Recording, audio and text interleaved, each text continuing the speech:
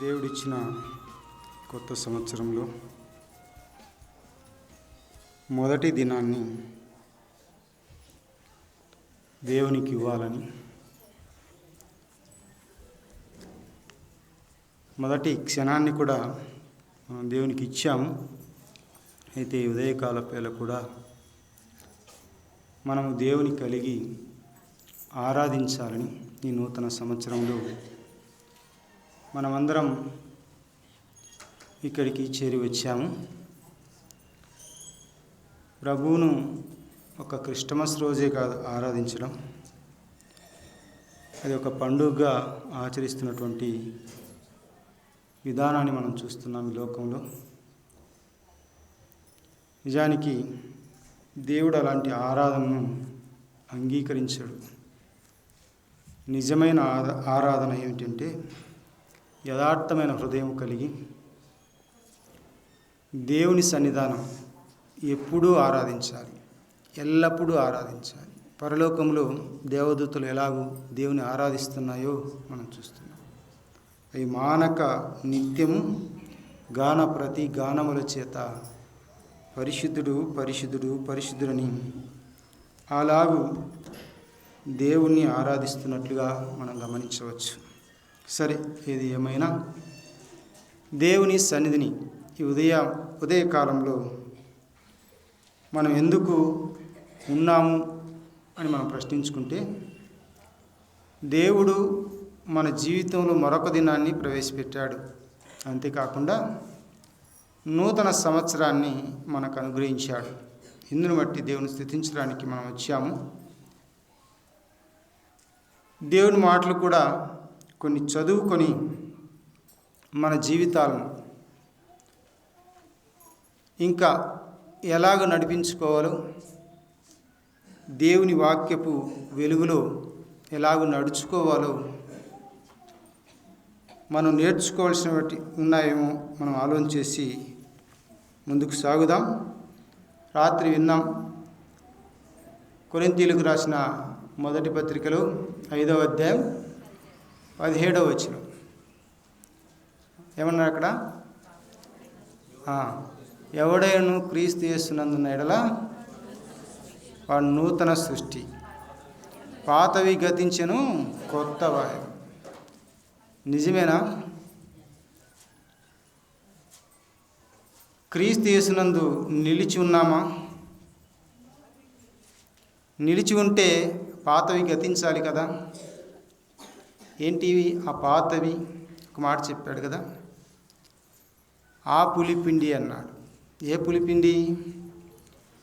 పాపం. ఆ పాతది. ఏ పాతది? ప్రాచీన స్వభావం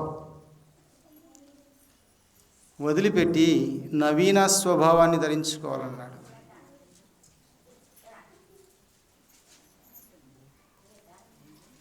నూతన స్వభావం, నూతన సంవత్సరం కదా.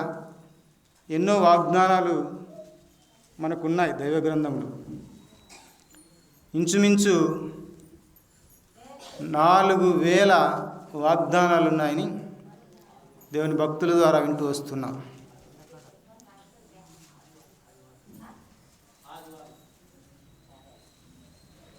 ఈ వాగ్దానాలన్నీ కూడా మన జీవితాల్లో అవును అన్నట్లుగా ఉన్నాయి. ఎప్పుడు వాటిని నెరవేర్చుకుంటాం? ఎప్పుడు వాటిని మన యొక్క జీవితంలో అనుభవపూర్వకంగా అనుభవిస్తాం అన్న విషయానికి వస్తే 2 మాటలు ఉన్నాయి దైవ గ్రంథంలో. ఒకటి, పక్షికి కాసిడి సార్ ఎప్పుడు చెప్తూ ఉంటాడు పెద్దలు అధ్యక్షులుగా. ఆ పక్షికి ఏముంటాయంట?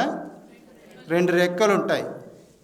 ఆ రెక్కలు ఏమి? ఆ రెక్కలు దేనికి పోలిక చేసుకుంటున్నాం? ప్రార్థన, వాక్యం.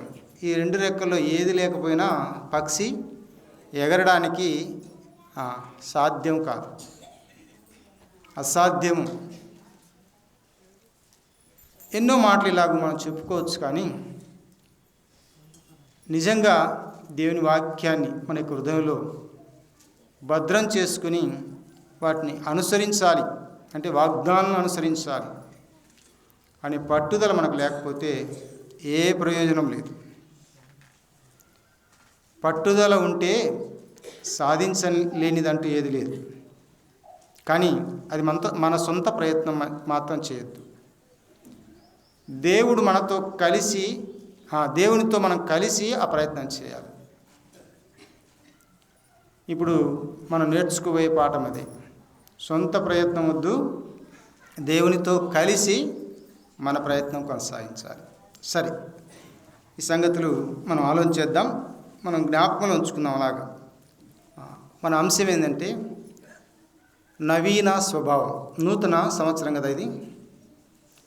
ఎక్కువ మంది వాగ్దానాలు తీసుకుంటూ ఉంటారు. నాకు ఈ సంవత్సరం ఎలా బ్రతకాలని వాగ్దానం వస్తుందో అని వాగ్దానాలకు వెళ్తారు. మంచిదే, అన్నీ ఉన్నాయి, అవన్నీ మన కొరకే.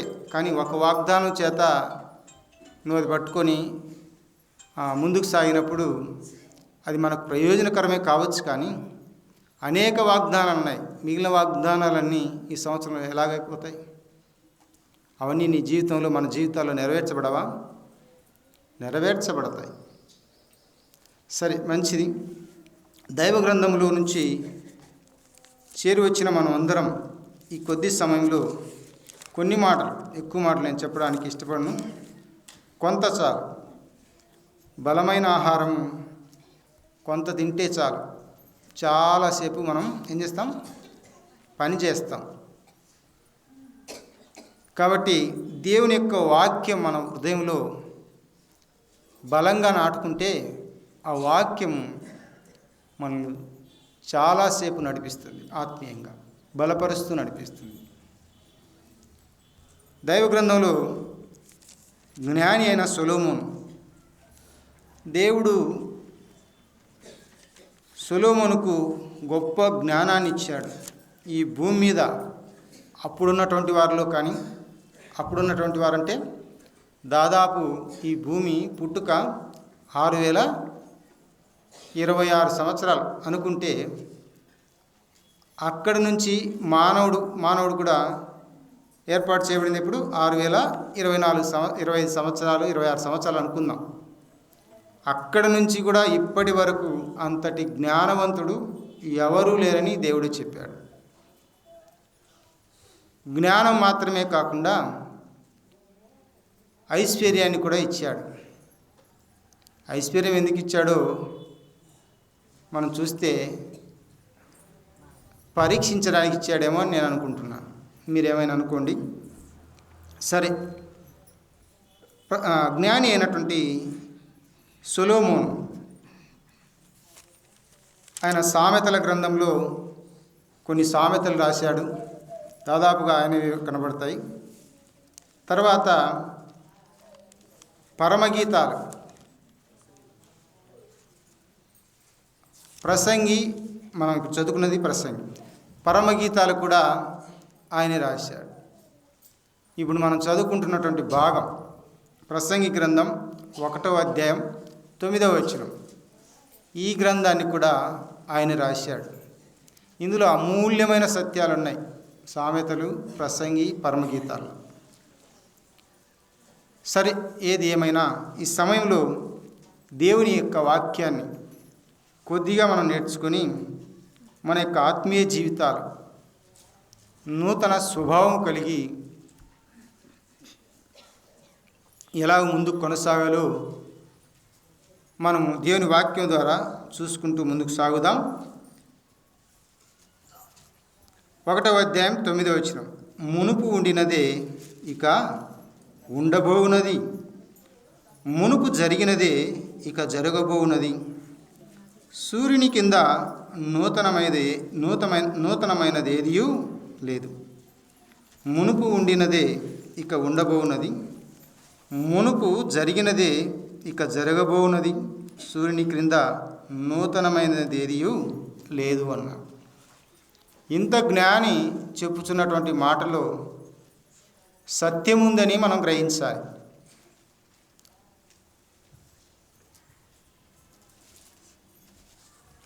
మానవుని యొక్క జీవితంలో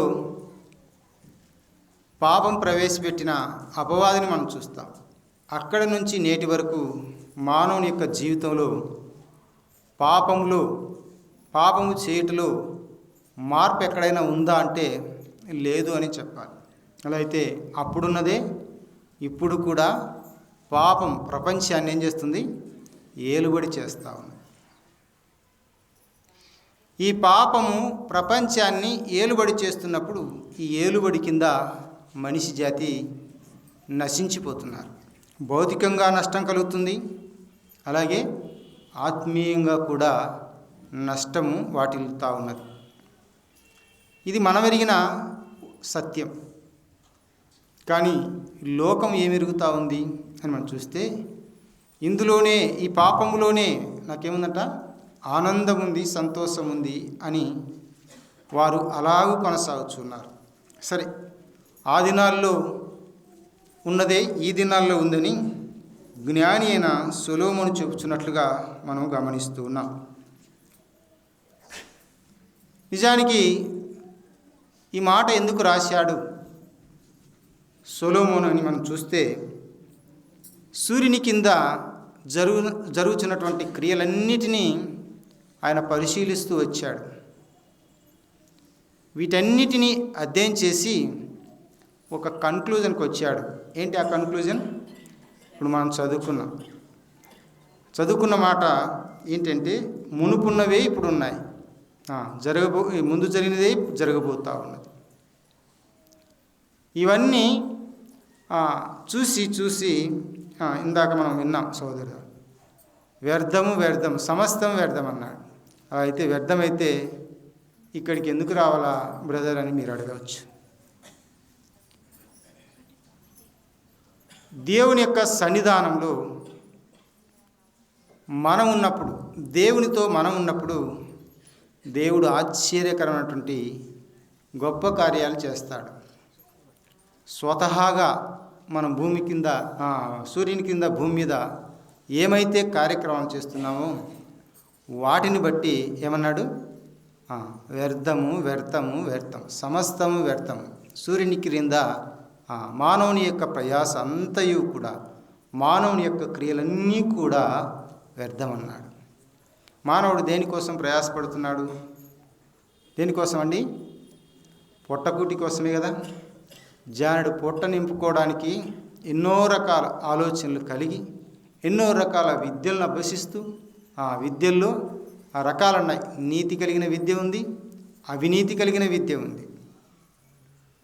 ఇలాంటి విద్యల ద్వారా సొమ్ము చేసుకొని పొట్టలు నింపుకుంటున్నటువంటి దినాల్లో మనం ఉంటున్నాం కదా. పొట్ట కూటి కోసం కోటి విద్యలు, కూటి కోసం కోటి విద్యలు అంటారు కదా లోకంలో. సరే, మంచిది. ఏది ఏమైనా మనం నిలిచి ఉన్నవారు, దేవునిలో నిలిచి ఉన్నవారు దేవుని కొరకైనా ప్రయాసపడాలని దేవుని వాక్యం ద్వారా మనం చూడగలుగుతున్నాం. సరే, ఇక్కడ ప్రసంగి తెలియపరిచిన మాటలు మనం చూస్తే, నూతనమైనది ఏదీ లేదు. అలా అయితే చర్చికి ఎందుకు రావాలండి, నూతనమైనది ఏది లేదు అని అనుకుంటే అది పొరపాటే. మన స్వతహాగా ఏది చేయలేం నూతనంగా, కానీ దేవుని ద్వారా అది సాధ్యమవుతుంది అన్న పాఠమే మన ముగింపు. సరే, ఇంకో మాట కూడా దైవగ్రంథంలో గమనిద్దాం. ఇర్మియా గ్రంథం, ఇశ్రాయేలు ప్రజలు యూదుల గురించిన మాట తెలియపరిచాడు. ఇర్మియా గ్రంథంలో 13:23 వచనంలో మనం చూస్తే అక్కడ ఒక దేశస్థుడు కనపడతాడు. అంతేకాకుండా ఒక జంతువు కనపడుతుంది. అంతేకాకుండా వ్యక్తులు కనపడుతున్నారు. ఏమేమి కనపడుతున్నారు? ఒక దేశస్థుడు, ఒక జంతువు, అలాగే ఇంకొకరు కొంతమంది వ్యక్తులు కనపడుతున్నారు. చూడండి 23 వచనం. కూసు దేశస్థుడు తన చర్మమును మార్చుకొనగలడా? చిరుతపులి తన మచ్చలను మార్చుకొనగలదా? మార్చుకొనగలిగిన ఎడల కీడు చేయుటకు అలవాటు పడిన మీరును మేలు చేయ వల్లపడును. ఈ మాట అర్థమైందండి? అర్థమైంది కదా అందరికీ? కూసు దేశస్థుడు, కూసు దేశస్థులు ఎలా ఉంటారు? కూసు అంటే ఇప్పుడు వెస్ట్ ఇండీస్ అనుకున్నాం. ఇది ఒక విధంగా వారి యొక్క చర్మం ఎలా ఉంటుందంటే నల్లగా ఉంటుంది. కారణం ఏంటో మనకు తెలుసు. భౌగోళిక పరిస్థితులను బట్టి ఆయా ప్రదేశాల్లో నివసిస్తున్నటువంటి ప్రజలు ఆ రంగును సంతరించుకుంటారు. కొన్ని మనలో ఉన్నటువంటి జీన్స్ని బట్టి కూడా మనుషులు అలాగూ పుట్టడం కూడా జరుగుతుంది. సరే, ఏది ఏమైనా కూసు దేశస్థుడట చర్మం మార్చుకొనగలడా? మార్చుకోవచ్చా అండి? మార్చుకోలేడు. ప్రశ్నించేటప్పుడు కొంచెం అట్లా పుచ్చేయండి. చిరుతపులి తన మచ్చలను మార్చుకొనగలదా? రైట్. తర్వాత, కీడు చేయుటకు అలవాటు పడిన మీరును మేలు చేయ వల్లపడును. ఒకవేళ అవి మార్చుకోగలిగితే, కీడు చేయడానికి అలవాటు పడిన వారు ఏమంటున్నాడు? మేలు చేయడానికి వీలవుతుంది. అంతేనా అక్కడ రాసింది? అవి మార్చుకోగలిగితే మనం కూడా కీడు చేయకుండా మేలు చేయడానికి వీలవుతుంది. అర్థమైంది ఈ పదం, ఈ వాక్యం? సరే, ఇక్కడ మనం దీంట్లో నిలిచి ఆలోచన చేయడం కానీ కొద్దిగా ఆలోచన చేద్దాం. కూసు దేశస్థుడు నల్ల జాతీయులు అంటాం. ఒక విధంగా అమెరికాలో నల్ల జాతీయులు ఉన్నారు, శ్వేత జాతీయులు. మనకు తెలిసినటువంటి ఒక వ్యక్తి ఉన్నాడు. అంటే ఒకప్పుడు లోకంలో ఉన్నటువంటి పరిస్థితిని బట్టి నేను ఆలోచన చేస్తున్నాను, అంతేకాని మరొకటి కాదు. మైకేల్ జాక్సన్ మనందరికీ తెలుసు, పరిచయమేనా? ఆయనతో పరిచయం ఉండకపోవచ్చు, మైకేల్ జాక్సన్ గురించినటువంటి మాట వింటాం కదా. ఆయన అమెరికాలో శ్వేత జాతికి సంబంధించినవాడు, అంటే నల్ల జాతీయుడు. ఈయన 1958లో జన్మించి 2009లో చనిపోయాడు. దానికి గల కారణం ఏంటంటే తన రంగును మార్చుకోవాలని చూశాడు. అతడు చూడడానికి నల్లగా ఉంటాడు. ఆ వ్యక్తి చర్మాన్ని మార్చుకోవడానికి ప్రయాసపడ్డాడు, అంతా చేసుకున్నాడు. ఆ చర్మం అతనికి బాడీకి యాక్సెప్ట్ చేయక కొన్ని మందులు వాడుతూ వచ్చాడు. కొన్ని దినాల తర్వాత ఆయన ఏమైనాడు? చనిపోయాడు. ప్రపంచ యువతిని అంతా కూడా యువకులను అందరినీ కూడా ప్రలోభపెట్టిన వాడుగా మనం చూస్తున్నాం. అతడే సాంగ్ రాస్తాడు, అతడే పాట పాడతాడు, అతడే డ్యాన్స్ చేస్తాడు. మనకి ఎన్ని అవసరం లేదు. కానీ ఎందుకు చెప్తున్నాడంటే, అతడు తన చర్మాన్ని మార్చుకున్నాడు. మార్చుకోగలడా అని ఇక్కడ ప్రశ్నించాడు కదా. మరి ఆయన మార్చుకున్నాడే అని మనం అనుకుంటాం. మార్చుకున్నాడు, ఏమైపోయాడు? అది అతనికి సహకరించక చనిపోయాడు. అందులో క్లారిటీ పూర్తిగా లేదు, కానీ ఆ చర్మాన్ని మార్చుకోవడం ద్వారా కొంత అనారోగ్యాలకు గురై చనిపోయాడని ఒక వార్త విన్నాను. సరే, ఏది ఏమైనా అతడు చేసినటువంటి ప్రయత్నం ఏంటి మనం చూస్తే, సొంత ప్రయత్నం కదా. ఏం ప్రయత్నం దీన్ని అంటారు? సొంత ప్రయత్నం అంటారు. మార్చుకున్నా కూడా తన యొక్క జీవితంలో అతడు చివరి వరకు నిలిచి బ్రతికి బట్ట కట్టినవాడు కాదు. సరే, నెక్స్ట్ ఇదంతా మనం చూస్తే మానవుని యొక్క జీవితానికి మనం వస్తే వారి యొక్క పాపపు స్థితిని వాళ్ళు మార్చుకుంటే మార్చుకోవచ్చు అని చెప్పాడు కదా. ఎంత కఠినంగా ఉందో అక్కడ అర్థమవుతుంది మనకు.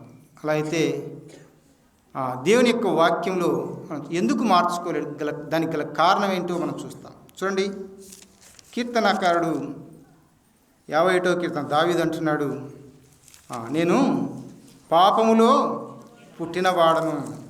ఏమని? నా తల్లి నన్ను పాపములోని గర్భము ధరించినది అంటున్నాడు. నేను పాపములో పుట్టినవాడను.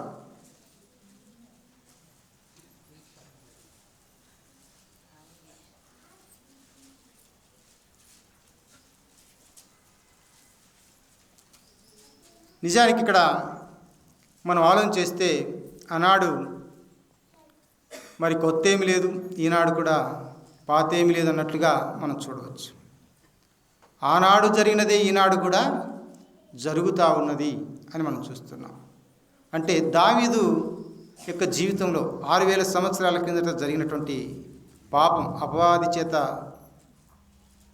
ఏదైతే అవిధేయత ద్వారా ఆదాములో ప్రవేశించిందో ఆ పాపము నేటికి కొనసాగుతూ ఉంది. ఒక వ్యక్తి తనంతకు తాను పాపాన్ని ఏం చేసుకోలేడు, తీసివేసుకోలేడు. తనంతకు తాను తీసివేసుకోవడానికి ఏమాత్రం వీలు లేదు. అందుకే ఒకవేళ కూసు దేశస్థుడు చర్మాన్ని మార్చుకుంటే పులి తన సారలను మార్చుకోగలిగితే ఏమన్నాడు, మనుషులు కూడా మార్చుకోవచ్చు అన్నాడు. కీడు చేయకుండా మంచి చేయడానికి వీలవుతుంది. అది స్వతహాగా కానే కాదు అన్నట్లుగా మనం అక్కడ ఆగిపోదాం. తర్వాత ఇంకొక ఆలోచనలోకి మనకు వెళ్దాం. ఇక్కడ దావీదు యొక్క జీవితంలో మనం చూస్తే ఆయన ఏమంటున్నాడు, నేను పాపములో పుట్టినవాడను, నా తల్లి పాపములోనే నన్ను గర్భం ధరించినది. అలా అయితే పాపం మానవుని ఏలుతున్న దినాల్లో మనం ఉంటున్నాం. నూతన సంవత్సరంలో కొన్ని తీర్మానాలు చేసుకుంటూ ఉంటాం కదా. ఇదిగో నాలో ఈ పాపం ఉందయ్యా, వాటిని విడిచిపెట్టాలని అనుకుంటున్నాను, వాటి నుంచి దూరంగా ఉండాలనుకుంటున్నాను అని ఒక తీర్మానం చేసుకుంటాం.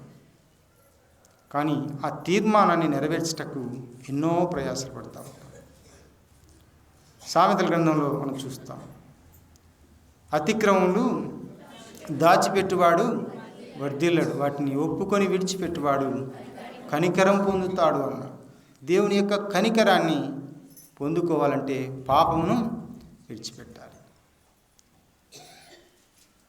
నూతన సృష్టిగా ఎప్పుడు చేయబడతామంటే మన దినాలు కొత్తవిగా మారినప్పుడు కాదు, కొత్త సంవత్సరం వచ్చినప్పుడు కాదు. మనం ఏదో కొత్త సంవత్సరం వచ్చిందని అందరం ఏం చేస్తాం, టైలర్ దగ్గరికి వెళ్ళి రాకముందే బట్టలు ఇచ్చి కొత్త సంవత్సరానికి నాకు బట్టలు కుట్టి అయ్యా అని టైలర్ని అడుగుతూ ఉంటాం కదా. అలా అయితే చేరి వచ్చిన వారందరిలో దాదాపుగా కొత్త బట్టలు వేసుకోవడం మంచిదే, కానీ ఆ సంతోషం ఎంతో కాలం నిలవదు కదా. సరే, ఇక్కడ నూతన స్వభావం కలిగిన ద్వారా ఎంతకాలం సంతోషం ఉంటుందట, శాశ్వతమైనటువంటి కాలంగా మన జీవితాలు. రాత్రి విన్నాం, రాజ్కుమార్ కొడుకు మనోహర్ ఏం చెప్పాడు, ఆనందం, ఈ లోకంలో ఉన్న ఆనందం శాశ్వతంగా ఉండదట. ఆత్మ సంబంధమైనటువంటి ఆనందాన్ని, ఆ రక్షణ ఆనందాన్ని నేను అనుభవించానని సాక్ష్యం ఇచ్చాడు. దైవాధీనం ఉన్న కూడా ఒక సాక్ష్యం ఇచ్చాడు. దేవుని సన్నిధానానికి ఇప్పుడు కార్యక్రమం ఉంటే అప్పుడు రాకపోతే నాకు నిద్ర రాదన్నాడు. ఈ భయం మనలో ఉందా? ఈ భయం మనలో పెట్టుకోవాలి. ఈ భయం మనలో లేకుంటే ఎప్పుడు నూతన స్వభావంలోనికి రాలేం, నవీన స్వభావంలోనికి రాలేం.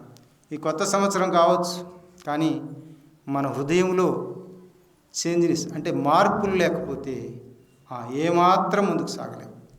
అంతే, ఎక్కడ వేసిన గొంగలి అక్కడే ఉంది. ఎక్కడున్నావు గొంగలి అంటే అక్కడే ఉన్నా. ఎక్కడ వేసినావు నువ్వు? అక్కడే ఉన్నా.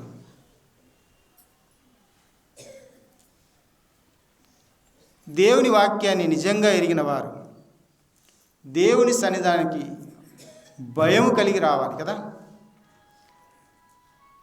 మంగళవారం ముగ్గురం వస్తాం, లేకపోతే నలుగురు 5 మంది. ఇప్పుడు ఎంతమంది వచ్చారండి? ఒక 50 మెంబర్స్ ఇస్ దేర్. 50 మంది ఉంటారు, జెంట్స్ ఓన్లీ. ఈ 50 మందిలో 5 మంది వస్తాం. అంటే మనం ఇందాక ఒక పక్షికి ఏముండాలని కోరుకున్నాం? 2 రెక్కలు ఉన్నాం.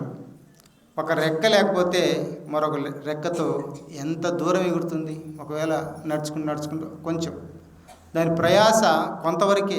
ఆ తర్వాత ఏదో జంతువు వచ్చి ఏం చేస్తుంది? ఎత్తుకోబోతుంది, తినేస్తుంది. అన్నీ తెలుసు మనకు. ఒకరెక్కతోనే ప్రయాసపడతా ఉంటాం కదా. వాక్యం ఉంటే ప్రార్థనలే, ప్రార్థన ఉంటే వాక్యంలే. రెండు ఉండవు కొందరికి అంటున్నాడు సారు.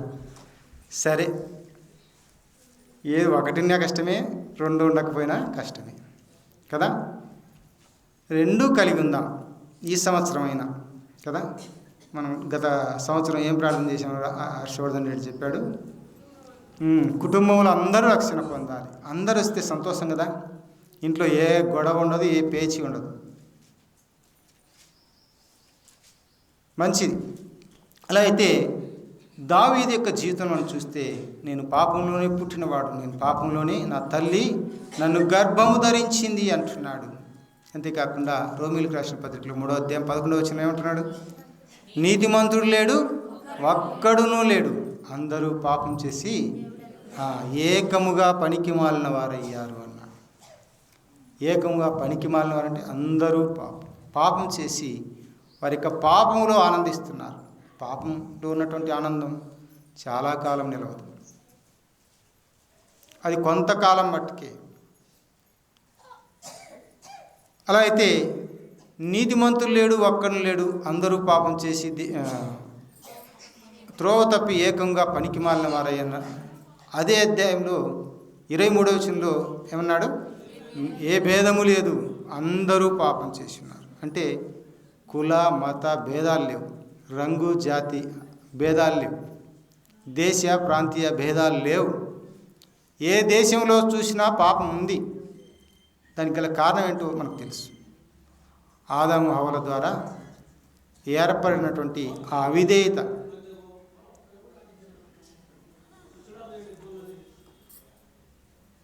ఆ అవిధేయత మానవుని యొక్క జీవితంలోనికి పాపం తెచ్చిపెట్టింది అని మనం చూస్తున్నాం. అలా అయితే నీతిమంతులు లేడు, ఒక్కడు లేడు, అందరూ పాపం చేసి ఏకంగా పనికి మాలిన జీవితాలు జీవిస్తున్నట్టుగా రోమీయులకు రాసిన పత్రికలో అపోస్తలుడైన పౌలు చెప్తాడు. తర్వాత అన్నాడు కదా, ఏ భేదము లేదు, అందరూ పాపం చేసి దేవుడు అనుగ్రహించే మహిమ. ఏంటి ఆ మహిమ? పరలోక రాజ్య భాగ్యం. ఈ మహిమను పొందాలని ఎంతోమంది క్రిస్మస్కి బాగా వచ్చారంట. అంటే క్రిస్మస్ అది ఒక పండుగ కదా, అది పండుగగా ఆచరిస్తున్నటువంటి దినాల్లో మనం ఉంటున్నాం. మనకు ఎప్పుడు పండుగ అండి? ప్రభు నమ్మిన వారికి ప్రతిరోజు కాదు, ప్రతి క్షణము పండగే. ప్రతి క్షణము పండగే మనకు. ఈ పండుగను ఎవరైనా ఆచరిస్తున్నట్లే వారు ధన్యులు. ఆ పండుగను ఆచరించకపోతే వారి యొక్క జీవితాల్లో రక్షణ ఆనందం లేదు అని మనం తెలుసుకోవచ్చు. సులువు. దేవుని వాక్యానికి ఎప్పుడు భయపడతామో అప్పుడు వారు నిజంగా దేవుని యొక్క రక్షణను కలిగిన వారై ఉన్నారని తెలుసుకోవచ్చు. వారంతా వారు తెలుసుకోవచ్చు. మనం రక్షణ పొందామంటే పాపం చేయకుండా ఏం చేయాలా? దేవునికి భయపడే వారంగా ఉండాలి. వారే రక్షణ పొందినవారు. సులువుగా ఎవరు రక్షణ పొందారంటే మనం ఎవరిని వాళ్ళు ప్రత్యేకించి చెప్పాల్సిన అవసరం లేదు. ఎవరంతకు వారు స్వపరీక్ష చేసుకోవచ్చు. సులువు. నేను రక్షణ పొందానా, రక్షింపబడ్డానా అంటే దానికి గల కారణం ఏంటంటే దేవుని వాక్యానికి లోబడి భయం కలిగి బ్రతుకుతున్నాను. దైవాధీనం ఉన్న ఎంత విధేయుడిగా అందరికీ వందనాలు చెప్తారు. చిన్నపిల్లల కాంచి ఆయన ఎంత వయసు? 76 పైన. అందరి దగ్గరికి వచ్చి వందనాలు చెప్తాడు. అంత అవసరం ఆయనకు. మామూలుగా చెప్పాలంటే మనం ఏం చేస్తాం? మన టెక్కులు మనం ప్రదర్శిస్తూ వాళ్ళే వచ్చి వందనాలు చెప్పాలనుకుంటారు. విధేయత లేనిది ముందుకు సాగలేదు. అవిధేయుడై ఆదాము ద్వారా వచ్చినటువంటి పాపం మనకేం జరిగింది? శిక్షణ తెచ్చిపెట్టింది. అవిధేయత, ఆ గర్వం, ఆ టెక్కులు మన దగ్గర వద్దు, దేవుని దగ్గర వద్దు కదా. అంటే సంఘంలో వద్దు. ఒకరికొకరు తగ్గించుకుందాం. వారి దగ్గరికి వెళ్ళి వందనాలు చెప్పుకుందాం. వారే వచ్చి నా దగ్గరికి వందనాలు చెప్పాలంటే ఇది కాని పని. ఇది దేవుని సంఘం. మీ ఇంటి దగ్గర అయితే ఎలాగ చేసుకోవచ్చు. మన ఇళ్ళ దగ్గర అయితే అలా చేసుకోవచ్చు, కానీ ఒక విశ్వాసిగా ఇంటి దగ్గర కూడా అలాంటివి ఉండకూడదు. సరే, ఇక్కడ మనం చూస్తున్నటువంటి మాట ఏంటంటే స్వభావం యొక్క మార్పు కావాలి. నూతన స్వభావం కావాలని దేవుని సన్నిధిని మనం కలిగి ఉన్నాం. కానీ బైబిల్లో మనం చూస్తూ వచ్చాం, నూతనమైనది ఏది లేదంటున్నాడు. ఎవరు? సొలొమోను. కూసు దేశస్థుడు తమ చర్మాన్ని మార్చుకోలేడు. పులి తన చారలను కూడా మార్చుకోలేదు. చిరుతపులి అన్నాడు కదా అక్కడ. చిరుతపులి తమ మచ్చలను మార్చుకొనగలదా? కూసు దేశస్థుడు మార్చుకోలేడు, చిరుతపులి తమ మచ్చలను మార్చుకోలేదు. ఇంకా మనిషి కీడు చేయడానికి అలవాటు పడినవాడు మేలు చేయడానికి వల్ల పడడానిందా పడుతాడనిందా? వల్ల పడునంటే వీలవుతుంది. అంటే వాళ్ళు మార్చుకుంటే ఆ రెండు, అంటే కూసు దేశస్థుడు చర్మాన్ని మార్చుకుంటే, అలాగే చిరుతపులి తమ మచ్చలు మార్చుకుంటే మనం కూడా కీడు చేయకుండా మేలు చేయడానికి వీలవుతుంది. అవి మార్చుకోలేవు. మనం కీడు చేయకుండా మేలు చేయడం మనం ఎట్లా? మన పరిస్థితి ఏంటి అని మనం చూస్తే స్వతహాగా ఏది చేయలేము అని దాని అర్థం. అర్థమవుతుందండి? స్వతహాగా ఏది చేసినా అది దాన్ని ఏమంటారు?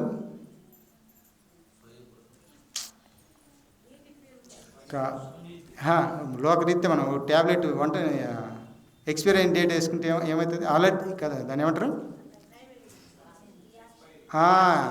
రియాక్షన్ అంటే దాని ద్వారా ఒక ప్రభావం, అంటే చెడు ప్రభావాన్ని ఎదుర్కొంటున్నాం. స్వతహాగా చేస్తే చెడు ప్రభావాలు, కానీ అదే దేవునితో కలిసి చేస్తే గొప్ప భాగ్యం దొరుకుతుంది. ఆ మాటలే మన ముందున్నాయి. ఆ రెండు ఆలోచించేద్దాం. ఇక్కడ సామెతల గ్రంథంలో ఒక మాట చూద్దాం. ఇంకొక మాట 22వ అధ్యాయం 15వ వచనం ఏముంది అక్కడ? అందరికీ తెలిసిన మాటే. బాలుని హృదయములో మూఢత్వం ఎలా వస్తుందంట? స్వాభావికంగా వస్తుందంట. బాలుడు, మనందరం బాల దశ నుంచి వచ్చాం కదా. బాలునికి ఏముంటుంది? మూఢత్వం ఉంటుంది. మూఢత్వం అంటే ఏంటి మా? తెలివి లేనితనం. వాడు చెప్తే కానీ నేర్చుకోడు.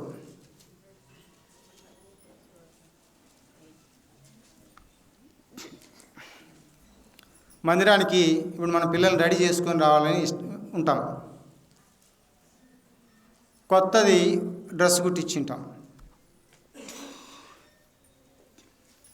ఈ డ్రెస్ వేసుకొని అయినా అంటాం, నాకు ఇది వద్దు, క్రిస్మస్కి వేసుకున్నదే కావాలా అని అన్నాడు అనుకో, ఆయనకేం తెలియదని మనం ఫీల్ అవుతాం. లేదు నేను ఇది కొత్తది అని చెప్తాం. ఇలాగ ఎన్నోసార్లు చెప్తాం. అంటే వాని యొక్క మూఢత, అంటే తెలివిలేనితనాన్ని బట్టి నాకు అదే బాగుంది అన్నట్లుగా దాని మీదనే మంకుబట్టి అదే వేయించుకుంటారు పిల్లలు కదా.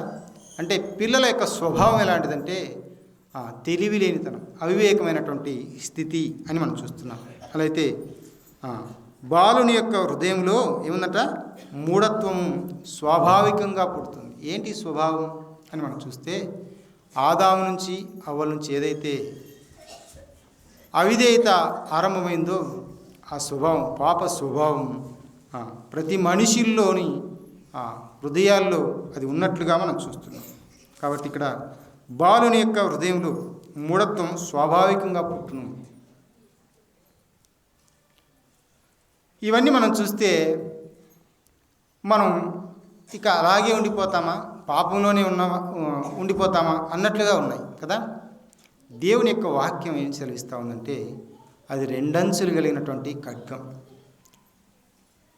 నాణానికి రెండు వైపులా ఒక గుర్తుంటుంది కదా. ఒక పక్క రాజుకు సంబంధించిన చిహ్నాలు ఉంటాయి, మరొక పక్క ఏముంటుంది? దాని విలువ ఏంటో తెలియపరుస్తుంది. సరే, వాటిని బట్టి మనం ఆలోచన చేయలేం. కానీ దేవుని యొక్క వాక్యం ఎలాంటిదంటే రెండంచులు కలిగినటువంటి ఖడ్గం.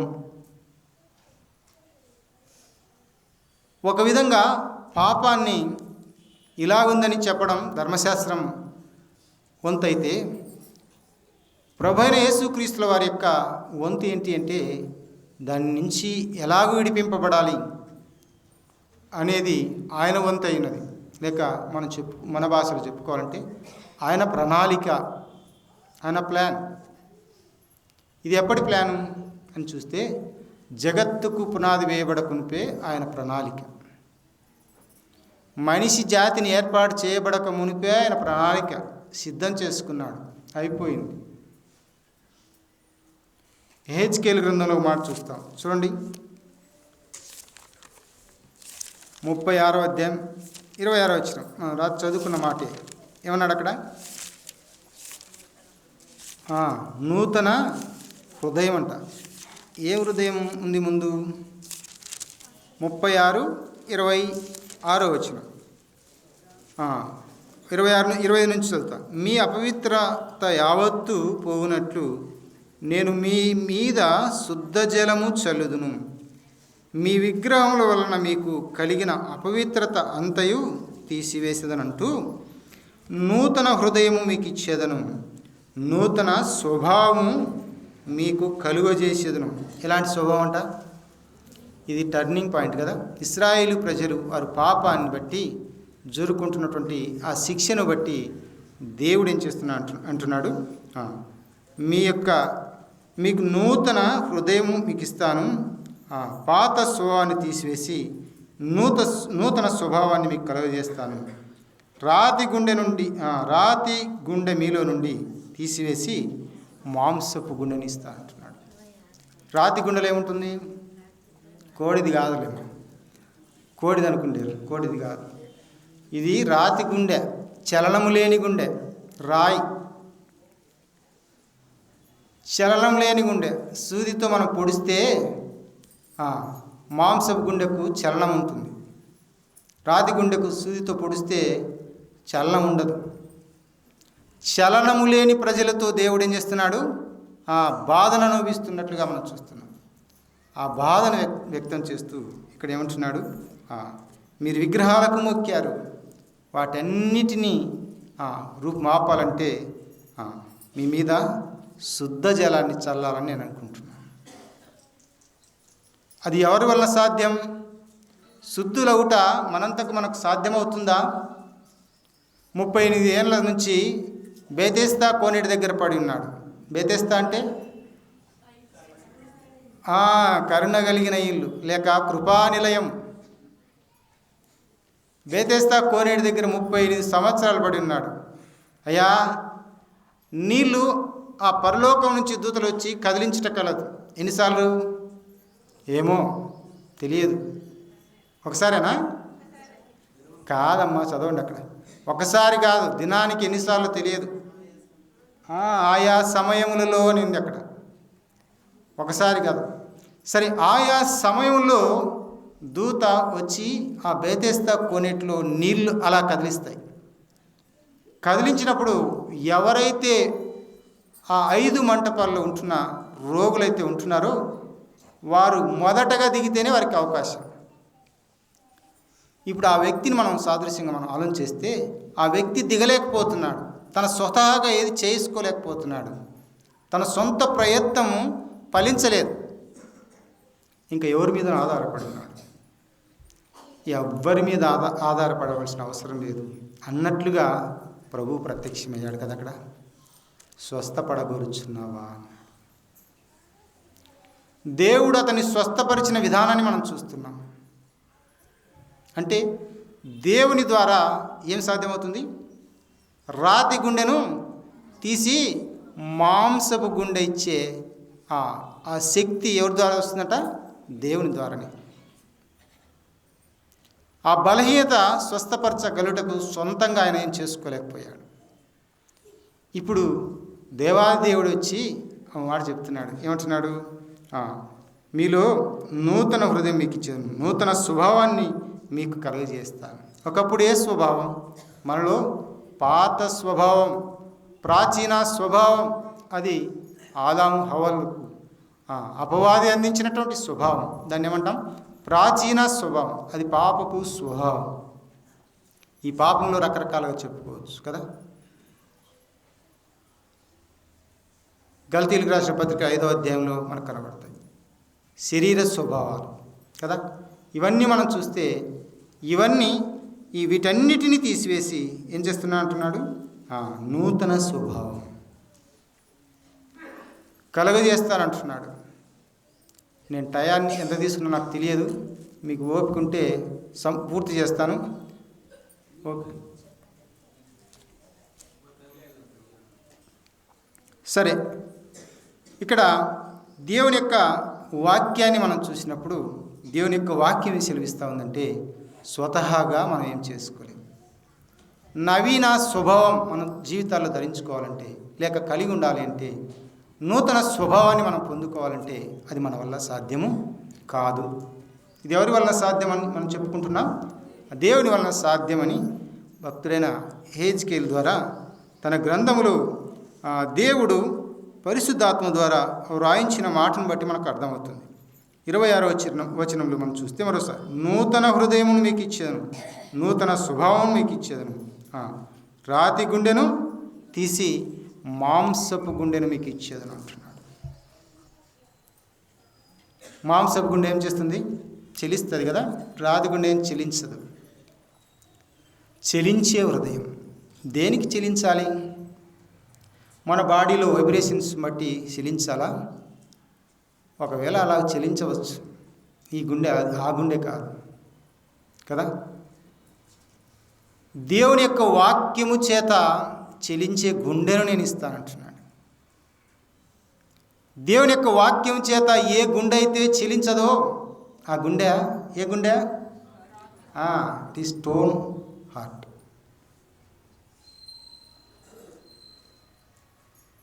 ఈ గుండె అవసరం అంటారా? అది వద్దు అంటున్నాడు ప్రభువు. నేను ఆ రాతి గుండెని తీసివేసి చెలించే గుండెని ఇస్తానంటున్నాడు. దేవుని యొక్క వాక్యానికి లోబడే గుండెను మీకు ఇస్తానంటున్నాడు.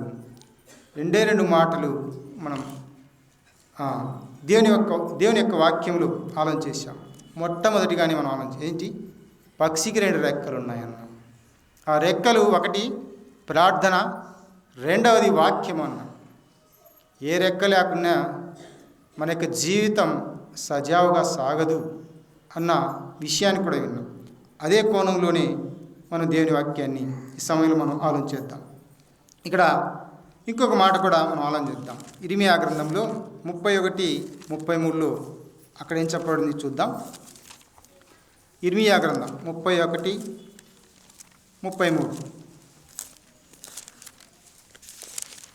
ఏముంది అక్కడమ్మా?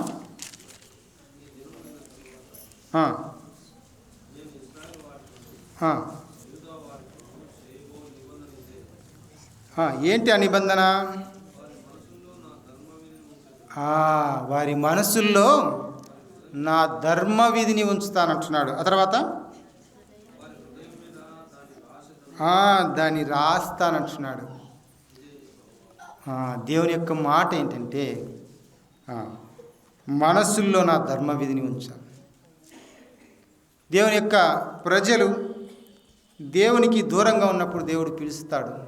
పిలిచినప్పుడు వస్తే వారి యొక్క హృదయంలో వారి యొక్క మనసులో దేవుని యొక్క ధర్మ విధి ఎలాగూ ఆయన కొరకు జీవించాలో ఆ సంగతులను రాస్తాడట.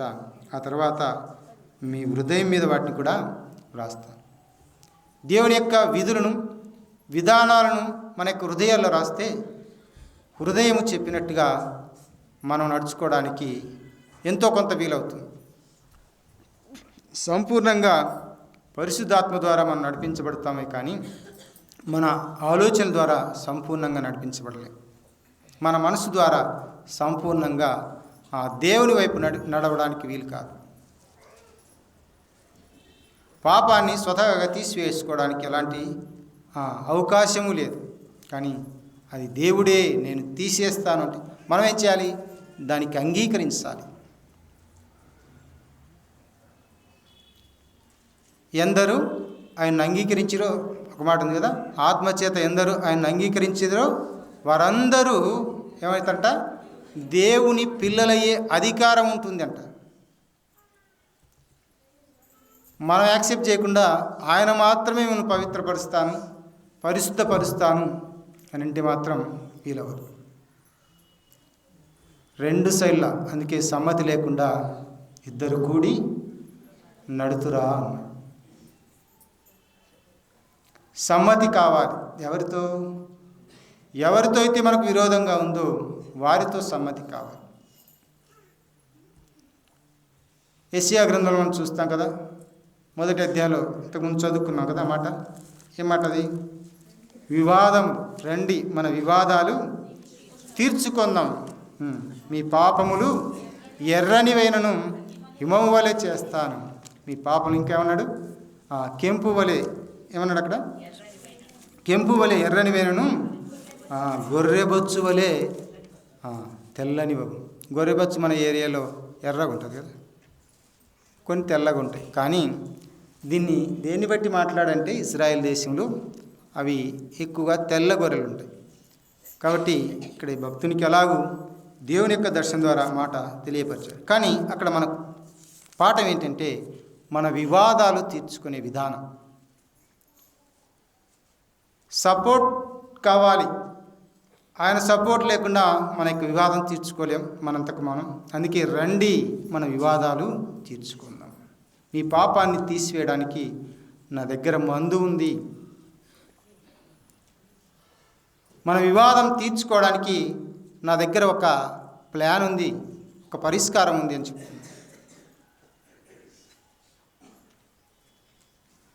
సరే, ఇంకొక మాట మనం ఆలోచించినప్పుడు హెబ్రీయులకు రాసిన పత్రిక 8:10 ఏముంది అక్కడ చూడండి. అక్కడ కూడా ఆ మాట కూడా గమనిద్దాం.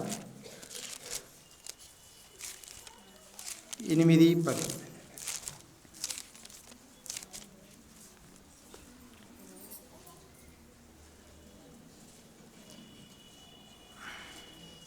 అక్కడ కూడా నా ధర్మవిధులను ఉంచేదని అంటున్నాడు. చూడండి, ఆ దినములైన తర్వాత, ఏ దినములు? ఇక్కడ ఇశ్రాయేలు వారి ఇంటితోనూ ఒక కొత్త నిబంధన చేశాడు.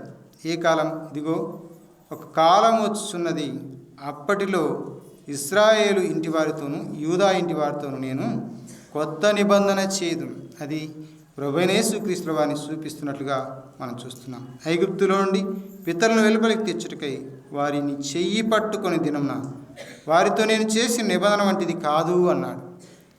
వారి నిబంధన ఎలాంటిది? బలి చేత రక్తమును వారి ఇంటి ద్వారాలకు, నిలువుకములకు, అడ్డుకములకు పూసిన విధానాన్ని. అప్పుడు ఆ యొక్క మరణదూత వాటిని చూసి ఆ యొక్క ఇంటిలో ఉన్నటువంటి ప్రజలకు మరణాన్ని సంభవించకుండా దాటిపోయిన విధానాన్ని మనం చూస్తాం. కానీ అలాంటి నిబంధన కాదు ఇది. ప్రభువైన యేసుక్రీస్తు వారి యొక్క నిబంధన. జంతువుల యొక్క రక్తము చేత కాదు, తన స్వరక్తము చేత అన్నాడు కదా.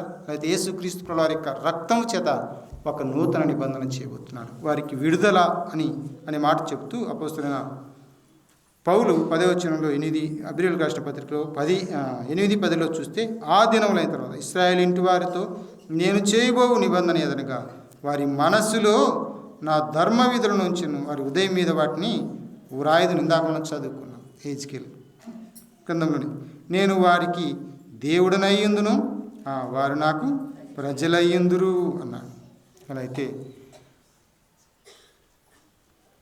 దేవునితో మనం కలిసినప్పుడే నూతన స్వభావం మనకు కలుగుతుంది. 2 మాటలు మనం చదువుకొని ముగించుకుందాం. అంటే ఎప్పుడు మనం నూతన స్వభావంగా మార్చబడతాం, దేని ద్వారా అని మనం విన్నాం కదా. 1 ప్రార్థన, 2 వాక్యం. ఆ మాటలు మనం ఆలోచిద్దాం. ఇది పేతురు రాసిన మొదటి పత్రిక, 2వ పత్రిక 1వ అధ్యాయం 4-5 వచనాలు. ఆ మహిమ గుణాతిశయములను బట్టి ఆయన మనకు అమూల్యములను అత్యధికములైన వాగ్దానములను అనుగ్రహించున్నాడు. దురాశను అనుసరించుట వలన లోకమందున్న భ్రష్టత్వమును ఈ వాగ్దానముల మూలముగా మీరు తప్పించుకొని దేవుని స్వభావమునందు పాలివారగునట్లు వాటిని అనుగ్రహించెను అన్నాడు. ఇక్కడ మనం చూస్తే దేవుని యొక్క వాగ్దానాలు ఎన్ని ఉన్నాయంట? అత్యధికముగా ఉన్నాయి అన్నాడు. 1, 2 కాదు, అత్యధికములైన వాగ్దానములంటూ ఏమన్నాడు ఇక్కడ? భ్రష్టత్వము దేనివల్ల పోతుందట? దేవుని యొక్క వాగ్దానముల వలన. ఈ వాగ్దానములను మీరు తప్పించుకొని దేన్ని? లోకమందున్న భ్రష్టత్వాన్ని, దురాశను పోగొట్టుకొని వాగ్దానాల మూలంగా మీరు తప్పించుకొని దేవుని యొక్క స్వభావనందు పాలివారవుతారట. ముందు భ్రష్టత్వము, లోకములో ఉన్నటువంటి స్వభావాలు.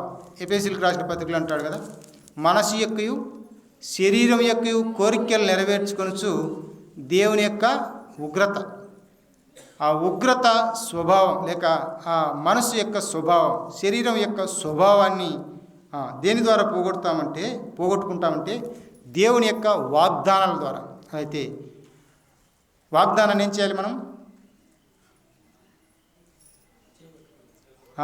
రైట్, చేత పట్టుకొని, చేత కాదు ఇలా పట్టుకొని పోవడం కాదు, దాన్ని ఉచ్చరిస్తూ ఏం చేయాలి? ప్రార్థన చేయాలి. దేవా, ఈ దైవ గ్రంథం అంతా ఎవరిచ్చినది? మీరిచ్చిందే కదా. ఇవన్నీ నాకు సంబంధించినవే కదా. వాటిలో మన సమస్యను బట్టి, ఏ సమస్యలైనా ఒక్కొక్కరికి ఒక్కో సమస్య ఉండవచ్చు. ఆ సమస్యను బట్టి ఆ వాగ్దానం ఎక్కడుందో వెతికి ఏం చేయాలి? ఆ వాగ్దానాన్ని చేతబట్టి, దాన్ని చేతబట్టి అంటారు కదా. ఆ వాగ్దానాన్ని ఉచ్చరించడం ద్వారా, ఆ వాగ్దానం ద్వారా ఏం చేయాలి? ప్రార్థన చేయాలి దేవుని సన్నిధిలో. మొదటిగా మనం మొదటి పాయింట్ ఏంటంటే వాగ్దానమును చేతబట్టి ప్రార్థన చేయుట. వాగ్దానాన్ని చేతబట్టి ప్రార్థన చేస్తే ఏమొస్తుంది? జవాబు వస్తుంది. మన జీవితాల్లో భ్రష్టత్వాన్ని పోగొట్టుకోవాలి అని అనుకున్నాం అనుకోండి, ప్రాచీన స్వభావాన్ని పోగొట్టుకోవాలి అని అనుకున్నాం అనుకోండి, ప్రార్థన ద్వారా ఏం జరుగుతుంది? ఆ ప్రాచీన స్వభావం పోయి ఏమొస్తుందట? నవీన స్వభావం వస్తుంది. పదే పదే ఉచ్చరించాలి. అంటే ఉచ్చరించాలంటే ఇట్లా అనిగా దేవునితో జ్ఞాపకం చేయాలి. ఇలా జ్ఞాపకం చేసిన వారు కొందరున్నారు. ఎవరు? ఆదికాండం నుంచి మనం చూస్తే యాకోబు యొక్క జీవితంలో జరిగిన సంఘటన మనం చూస్తాం.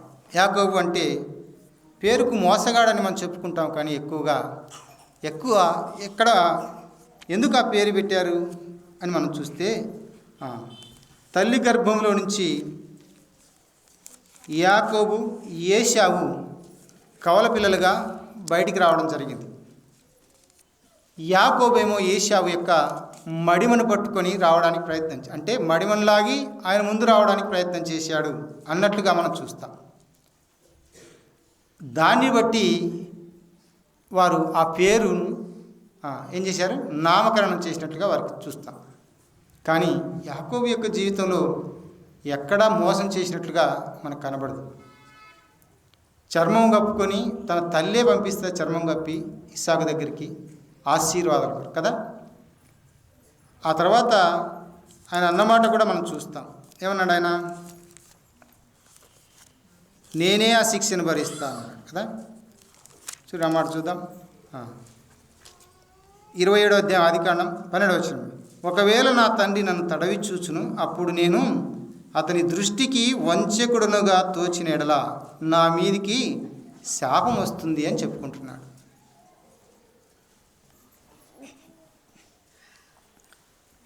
అది తను ఒప్పుకుంటున్నాడు. వాస్తవానికి తన తల్లి ఈ పని చేసి పెడతా ఉన్నట్లుగా మనం గమనించవచ్చు. అలా అయితే యాకోబు మరి జీవితంలో మరి మోసాలు ఉన్నాయని మనం అనుకుంటాం, కానీ తన స్థితి అయితే మాత్రం కొంచెం అటు ఇటుగా కనబడుతుంది. అందుకే తన జీవితంలో భయంతో కూడినటువంటి యాత్రను కొనసాగిస్తున్నాడు. ఏంటి ఆ భయం? తన మామ దగ్గరికి వెళ్ళాడు, వెళ్ళి తిరిగి వస్తున్నాడు, అంతా సంపాదించుకొని వస్తున్న సమయంలో జరిగిన సంఘటన మనకు తెలుసు. ఏంటి ఆ సంఘటన? తన ఏశావు, తన అన్నైన ఏశావు ఆశీర్వాదాలు తప్పుదారిలో తీసుకున్నాడు కదా యాకోబు. ఈ ఆశీర్వాదాలు తప్పుదోవలో తీసుకున్నట్లుగా మనం చూస్తే అక్కడ అతని మీద కోపం నిలిపి చంపడానికి సిద్ధపడినటువంటి ఏశావును మనం చూస్తాం. ఈ సమయంలో తిరిగి వస్తున్నప్పుడు ఏశావు తన తమ్ముడైన యాకోబును చంపుతాడేమో అన్నటువంటి భయం అతనిలో పుట్టుకుంది. ఇప్పుడు అడుగుతున్నాడు, చూడండి ఏమని అడుగుతున్నాడు. 32వ అధ్యాయంలో 9వ వచనం, 9, 10, 11, 12 కూడా చదువుకుందాం. ఏమంటున్నాడు అక్కడ? నా తండ్రి అయిన అబ్రహాము దేవా, నా తండ్రి అయిన ఇస్సాకు దేవా, నీ దేశమునకు నీ బంధువుల యొద్దకు తిరిగి వెళ్ళుము. నీకు మేలు చేసిందని నాతో చెప్పిన యెహోవా, నీవు నీ సేవకునికి చేసిన సమస్తమైన ఉపకారములకును సమస్త సత్యమునకును పాత్రుడను. ఎట్లనగా నా చేతి కర్రతో మాత్రమే ఈ యొర్దాను దాటి తిని, ఇప్పుడు నేను 2 గుంపులైతిని. నా సహోదరుడైన ఏశావు చేతి నుండి దయచేసి నన్ను తప్పించుము. అంటే ఏశావు చంపుతాడన్న భయం పుట్టుకుంది. ఎవరికి? యాకోబు. అప్పుడు వచ్చి పిల్లలతో తల్లిని నన్ను చంపునేమో అని అతనికి భయపడుచున్నాను. నేను నీకు తోడై నిశ్చయముగా మేలు చేయుచు విస్తారమగుట వలన లెక్కింపలేని సముద్రపు ఇసుకవలేని సంతానము విస్తరింపజేయదని సెలవిచ్చితివే అన్నాడు. ఎప్పుడన్నాడు ఈయన? ఆదికాండంలోనే యాకోబుతో అన్న మాట. ఈ మాట ఎప్పుడన్నాడు? దేవునితో ఈ వాగ్దానం చేయడానికి ఆధారం కావాలి కదా. అదే 28:14 ఏముంది అక్కడ? నీ సంతానం పారిపోయి తన అన్న దగ్గర నుంచి భయపడి వస్తున్నప్పుడు పడుకున్నాడు కదా.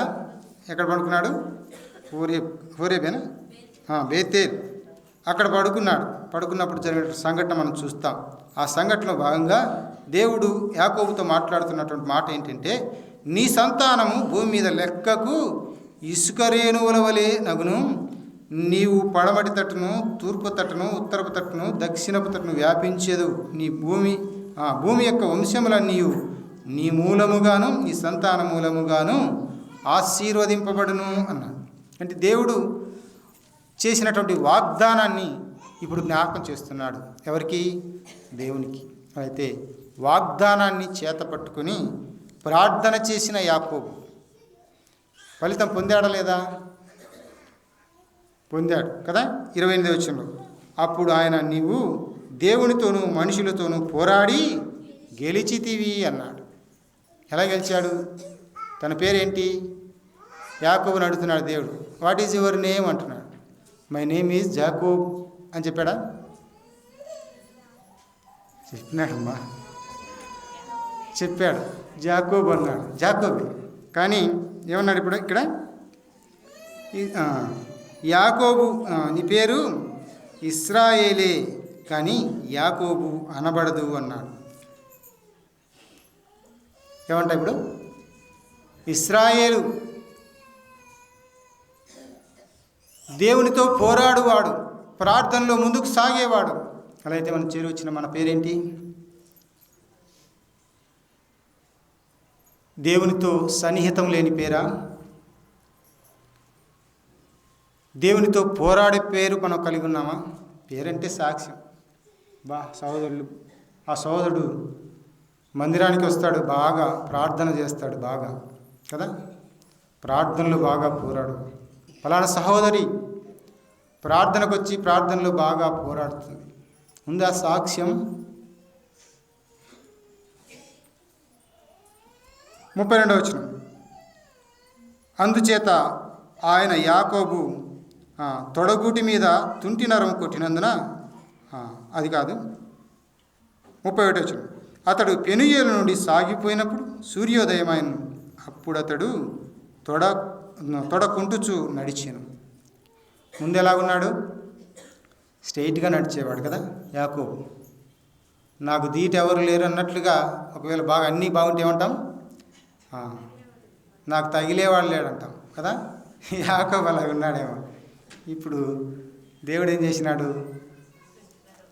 తుంటినరం కొట్టాడు ఏం కూడా మాకు తెలియదు, కానీ ఏం జరిగింది? తన నడత మారిపోయింది, తన జీవితం మారిపోయింది.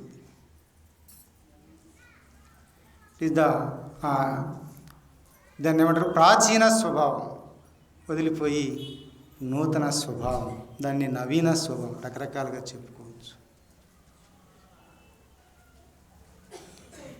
దేవుని సన్నిధికి కొత్త సంవత్సరంలో కొత్త బట్టలు వేసుకుని అందరికీ నేను కొత్తగా ఉన్నాను చూపించుకోవడానికి వచ్చింటే మంచిదే, మనం కాదనలేం. ఎందుకంటే అది వారి అభిప్రాయం, వారి తాత్కాలిక ఆనందం కొరకు వేసుకొని ఉండవచ్చు. కానీ నవీన స్వభావం, ఆత్మ సంబంధమైనటువంటి ఆ స్వభావాన్ని మనం ధరించుకొని ఈ సంవత్సరంలో గడపాలని దేవుని సన్నిధికి వచ్చి ఉంటే దానికంటే మరి సంతోషకరమైనటువంటి ఆలోచన, ఆ విధానం మరొకటి లేదని మనం చెప్పుకోవచ్చు. మంచిది.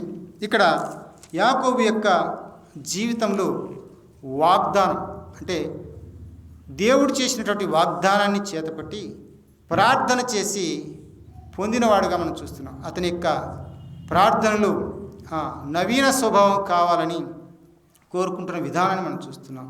నీవు నన్ను ఆశీర్వదిస్తేనే అన్నాడు. ఏమన్నాడు యాకోబు?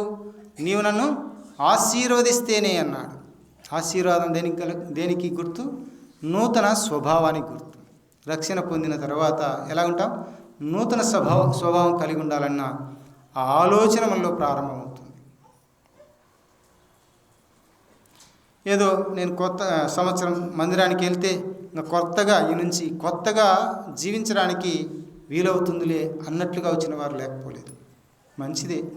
కానీ దేవుని యొక్క వాగ్దానాన్ని, అనేక వాగ్దానాలు ఉన్నాయని చెప్పాడు కదా పేతురు ద్వారా. ఎన్ని వాగ్దానాలు? అత్యధికమైన వాగ్దానములు అన్నాడు. ఈ అత్యధికమైనటువంటి వాగ్దానాలు మన మేలు కొరకే, కానీ వాటిని ఎలాగూ ఉపయోగించుకోవాలో మనం తెలుసుకోవాలి. ప్రార్థన ద్వారా ఆ వాగ్దానాన్ని చేపట్టి పాత స్వభావం, పాత పద్ధతులు, పాత ఆ జీవితం ఏదైతే ఉందో వాటిని ఏం చేయాలి? విడిచిపెట్టడానికి ప్రయత్నం చేయాలి. దేవుని ఏం చేయాలి? అడగాలి. నువ్వు నన్ను ఆశీర్వదించితేనే కానీ నేను నిన్ను వదలనన్నాడు. అంటే ప్రార్థన చేసే విధానం ఎంత పట్టుదలగా ఉందో మనం చూస్తాం యాకోబు యొక్క జీవితంలో. పట్టుదల లేకుండా ఏది సాధించలేం. మన మధ్య ఎంతోమంది రకరకాలుగా ఆయా విద్యల్లో నైపుణ్యం కలిగిన వారు ఉన్నారు. రకరకాల విద్యలు ఉన్నాయి.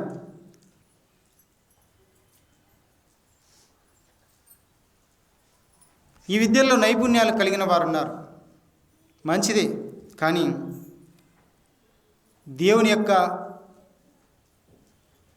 రక్షణ లేకుండా మనం ఏ నైపుణ్యం కలిగి ఉన్నా అది తాత్కాలికంగా మనం అనుభవించగలుగుతామే, కానీ దేవుని యొక్క రాజ్యంలో శాశ్వతంగా వాటిని అనుభవించలేము అని గుర్తు చేసుకోవాలి. సరే, దేవుని యొక్క స్వభావం పొందాలంటే మనం ఏదో దేవుని సన్నిధికి వస్తే పొందుతాము అని. క్రిస్మస్కి వచ్చారు కదా, మరి ఎంతోమంది వచ్చారని నేను విన్నా. నేను రాలేదు. ఎంతోమంది వచ్చారన్నారు. మంచిదే. కానీ ఎందుకు వస్తున్నారు దేవుని సన్నిధికి అంటే రాతి గుండెను తీసేసుకొని మాంసపు గుండెను పెట్టుకోవాలని ఆయన ఇస్తా అంటున్నాడు. నువ్వు సిద్ధంగా ఉన్నావా? ఆయన ఇస్తా అన్నప్పుడు మనం సిద్ధంగా ఉండకపోతే ఆయన నీ ఇష్టం నాయనా, నీ కఠిన గుండె నీ దగ్గరే పెట్టుకో, నేను ఇవ్వలేను అన్నట్లుగా ఆయన ఉండిపోతాడు. సరే, ఇది మొదటిది. చాలా సంగతులు ఉన్నాయి. రెండవది ఏంటంటే ఒకటి ప్రార్థన. అది ఒక విధంగా మనం ఆలోచించినప్పుడు వాగ్దానాన్ని చేతపట్టుకోవాలి. రెండవది ఏంటంటే వాక్యం ఏమంటున్నాడు? వాక్యాన్ని సాధకం చేసుకోవాలంట. సాధకం అంటే వ్యాయామం అంటాం కదా, ఎక్సర్సైజా ఇంగ్లీష్లో? వ్యాయామం. ఇదేందయ్యా? వ్యాయామం ద్వారా కూడా నూతన స్వభావాన్ని ధరించుకోవచ్చా అని మీరు అడగవచ్చు. ధరించుకోవచ్చు అనే చెప్తుంది బైబిల్. సాధారణంగా బాడీ ఎక్సర్సైజ్ చేస్తూ ఉంటారు. కొంతమంది రైతులు పొలాల్లో చేసినా అది బాడీ ఎక్సర్సైజ్. ఇప్పుడు లేటెస్ట్గా ఈ పొలాలన్నీ యంత్రాలు చేస్తున్నాయి. యంత్రాలు చేయడం ద్వారా మనిషికి శారీరక శ్రమ తగ్గిపోయింది. ఇప్పుడు శారీరక శ్రమ కావాలంటే ఏం చేయాలి? జిమ్ సెంటర్లలోకి వెళ్తున్నారా? మంచిదే. ఎందుకంటే ఒక శ్రమ పోయింది, మరొక శ్రమ వచ్చింది. ఏ శ్రమ? మెంటల్ టార్చర్ వచ్చింది కదా, మానసిక శ్రమ వచ్చింది. దీన్ని పోగొట్టుకోవాలంటే బాడీ శ్రమ కావాల్సిందే, జిమ్కి వెళ్ళాల్సిందే. సరే, ఇది ఒక విధంగా కొంత మట్టుకు ప్రయోజనకరమే. కానీ ఇంకో మాట అంటాడు అపోస్తలుడైన పౌలు. చెప్పండి, ఎక్కడుంది మాట? తిమోతికి రాసిన పత్రిక చూద్దామా? దైవభక్తి ఇహలోకమందు పరలోకమందు రాబో యుగములందు ఏమంటుంది? ఏమన్నాడు అక్కడ? తిమోతికి రాసిన మొదటి పత్రిక 4:7-8.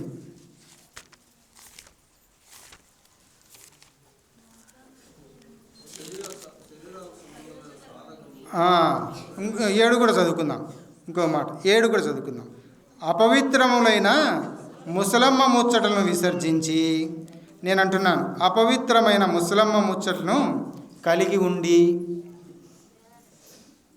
ఏం చేయాలి?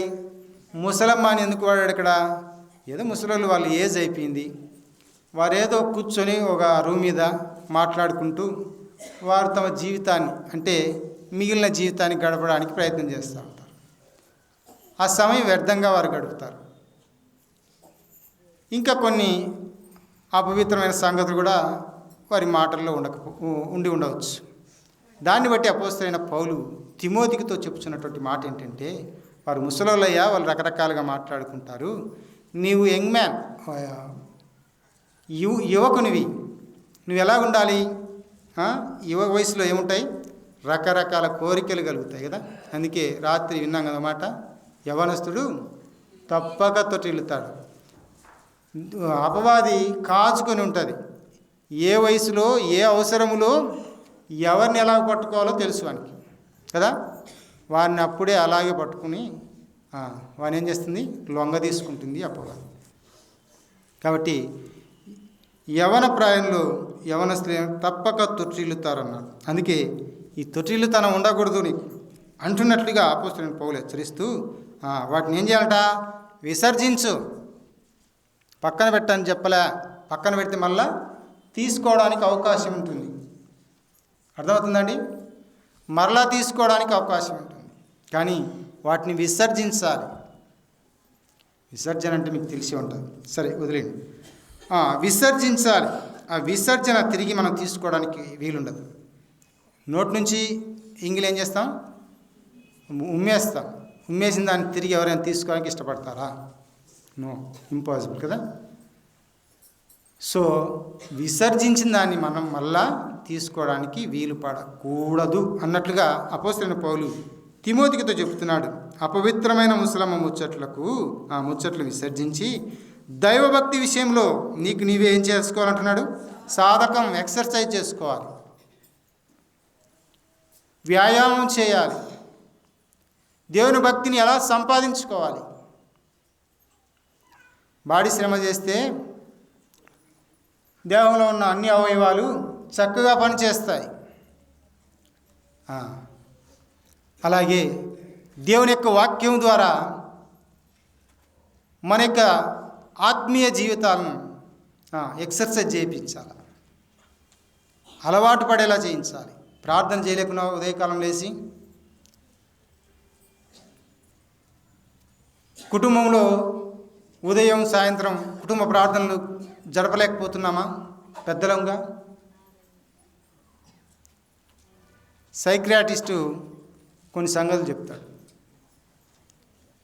మానసికంగా బాధపడేవారు సైక్రియాటిస్ట్ దగ్గరికి వెళ్తే ఏం చెప్తాడు ఆయన? మొదటగా ఆ వ్యాధిని బట్టి ఫస్ట్ ఏం చెప్తాడు? కౌన్సిలింగ్ ఇవ్వాలి.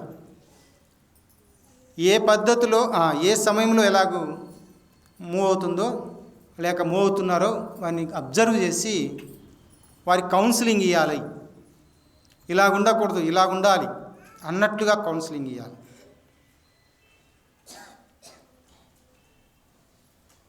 అలాగైతే మన యొక్క జీవితంలో ప్రార్థనా జీవితం లేదా? ఉదయకాలం దేవుని సన్నిధిని గడపడానికి అవకాశం లేదా? ఉంది. కుటుంబ పరంగా ఇంకా ఉండలేకపోతున్నామా? అలా ఉండడానికి ఏం చేయాలి? వ్యాయామం చేయాలి.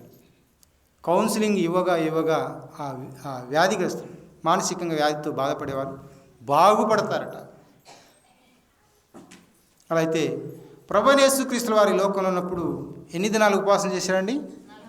40 దినాలు. ఏం ఆయనకు అవసరమా? చెప్పండి.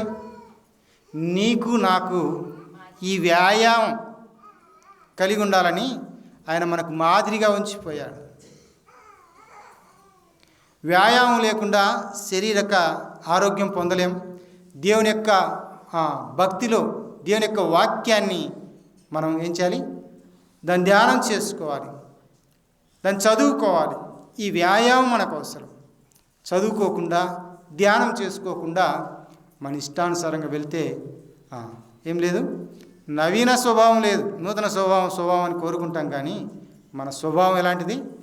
ప్రాచీన స్వభావమే. కూసు దేశస్థుడు తన చర్మమును మార్చుకోలేడు, చిరుతపులి తన మచ్చలను మార్చుకోలేదు. ఇంకా కీడు చేయడానికి ఇష్టపడినవాడు మేలు చేయడానికి ఇష్టపడతాడా? ఇష్టపడు. అది వల్లపడును అన్నాడు. అది ఎప్పుడు? అవి మార్చుకుంటే. కూసు దేశస్థుడు చర్మాన్ని మార్చుకుంటే, చిరుతపులి తమ మచ్చలు మార్చుకుంటే మనం కూడా మార్పు చెందొచ్చంట. అవి మార్చుకోలేవు. మనం మార్పు చెందుతామా? చెందలేము. మనంతకు మనం మార్పు చెందుతామా? దేవుని వాక్యాన్ని వ్యాయామం చేయాలి, సాధన చేయాలి. అందుకే దైవభక్తి విషయంలో నీకు నీవే సాధకం చేసుకోవాలి. 2 మాటలు. ఏ మాటలమా?